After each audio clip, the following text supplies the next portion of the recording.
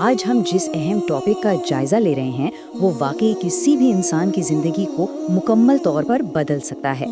ہم بات کر رہے ہیں یوم عرفات کی۔ یہ بس کوئی عام سا دن نہیں ہے، بلکہ یہ روحانیت اور اللہ کی ایسی لامحدود رحمت کا سمندر ہے جس کا تصور کرنا بھی ہماری عام سوچ سے آگے کی بات لگتی ہے۔ اب یہاں سب سے پہلا اور بڑا سوال یہ اٹھتا ہے کہ کیا کبھی یہ سوچا جا سکتا ہے کہ سال میں صرف ایک دن کا روزہ پورے 2 سال کے گناہوں کو مٹا دے؟ ہم اپنی روزمرہ کی زندگی میں کتنی غلطیاں کرتے ہیں، بار بار پھسلتے ہیں، لیکن ذرا اللہ کی اس بے مثال رحمت کا اندازہ لگائیے۔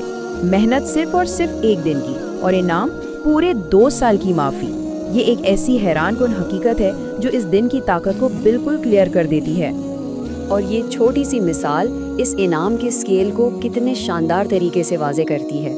ایک طرف بس ایک دن کا روزہ ہے، فجر کی اذان سے لے کر مغرب تک کا وقت، اور دوسری طرف پورے 2 سالوں کی مغفرت کا حامی بھرنا۔ یہ کوئی عام حساب کتاب نہیں ہے، یہ تو اس بے پناہ اور لامحدود رحمت کا جیتا جاگتا ثبوت ہے جو یوم عرفات کے ایک ایک لمحے میں گھلی ہوئی ہے۔ تو آخر یہ یوم عرفات ہے کیا اور یہ کب آتا ہے؟ دراصل یہ اسلامی کیلنڈر کے مہینے ذوالحجہ کی 9ویں تاریخ ہے۔ یہ حج کا سب سے اہم دن ہے۔ حقیقت میں حج کا عروج ہی یہی ہے۔ ذرا اس منظر کو امیجن کیا جائے، دنیا کے ہر کونے سے آئے ہوئے لاکھوں حجاج کرم ایک ہی وقت میں میدان عرفات میں جمع ہوتے ہیں۔ سب نے ایک جیسا سفید لباس پہنا ہوا ہے، ایک ہی رب کے سامنے کھڑے ہو کر گڑ گڑا رہے ہیں۔ یہ منظر خود اپنے آپ میں اتنا پرجلال اور روحانی طور پر خوبصورت ہے کہ لفظوں میں بیان کرنا مشکل ہے۔ اس دن کی اہمیت کا اندازہ اس بات سے بھی لگایا جا سکتا ہے کہ اللہ تعالیٰ نے خود قرآن مجید میں اس کی قسم کھائی ہے۔ سورہ البروج میں ارشاد ہوتا ہے کہ اور قسم ہے حاضر ہونے والے دن کی اور حاضر کیے جانے والے دن کی۔ بہت سے بڑے مفسرین اور علماء کا یہی ماننا ہے کہ اس آیت میں جس حاضر کیے جانے والے دن کی قسم کھائی گئی ہے وہ دراصل یوم عرفات ہی ہے۔ اب سوچئے، جب خالق کائنات خود کسی دن کی قسم کھائے تو اس کی روحانی اور دینی حیثیت کتنی بلند ہوگی۔ اس کے ساتھ ساتھ اس دن کی ایک اور بہت ہی اہم تاریخی اور جذباتی حیثیت بھی ہے۔ یہ وہی دن ہے جب اللہ تعالیٰ نے دین اسلام کی تکمیل کا حتمی اعلان فرمایا تھا۔ سورہ المائدہ میں ارشاد ہے، آج میں نے تمہارے لیے تمہارا دین مکمل کر دیا، تم پر اپنی نعمت پوری کر دی اور اسلام کو تمہارے لیے دین کے طور پر پسند کر لیا۔ یہ عظیم تاریخی الفاظ یوم عرفات کے ہی دن نازل ہوئے تھے۔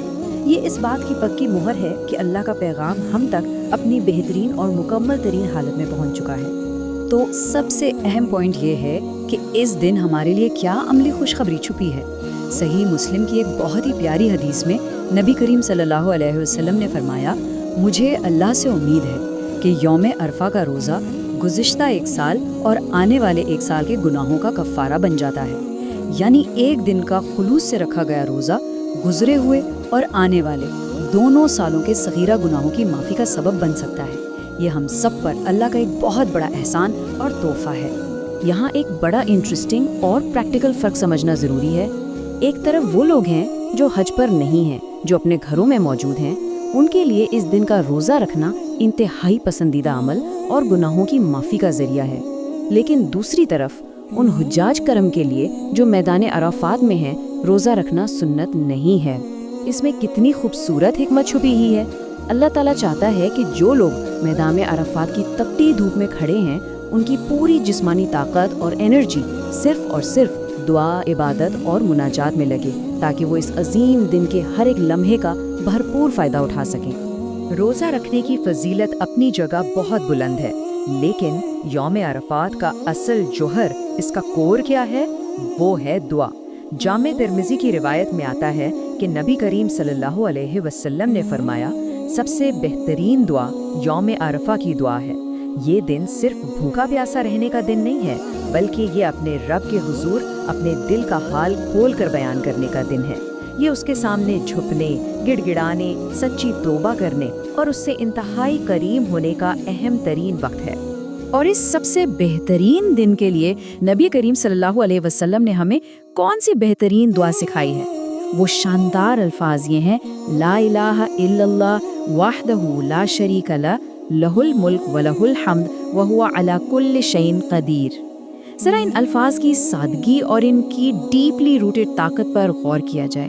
اس میں دنیا کی کوئی لمبی چوڑی فہرست نہیں مانگی گئی، بلکہ یہ خالص توحید اور اللہ کی بڑائی کا سب سے بڑا اعلان ہے۔ اگر ہم ان الفاظ کے مطلب پر غور کریں تو مفہوم کچھ اس طرح بنتا ہے: اللہ کے سوا کوئی معبود نہیں، وہ اکیلا ہے، اس کا کوئی شریک نہیں، بادشاہی اسی کی ہے، تمام تعریفیں اسی کے لیے ہیں اور وہ ہر چیز پر پوری قدرت رکھتا ہے۔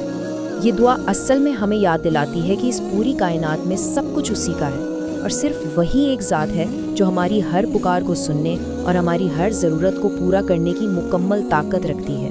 یہ اللہ کی کبریائی کا ایک بے حد شاندار اقرار ہے۔ اب یہاں جو سب سے حیران کن حقیقت سامنے آتی ہے وہ یہ کہ یہ حدیث ہمیں اللہ کی رحمت کی لامحدود وسعت دکھاتی ہے۔ صحیح مسلم کے مطابق اللہ تعالیٰ عرفہ کے دن سب سے زیادہ لوگوں کو جہنم سے آزاد فرماتا ہے اور اپنے فرشتوں کے سامنے اپنے بندوں پر فخر فرماتا ہے۔ ذرا اس خوبصورت منظر کا اندازہ لگائیے۔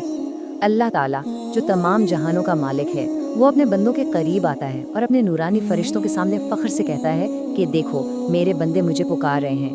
واقعی یہ جہنم کی آگ سے آزادی کا سب سے بڑا دن ہے۔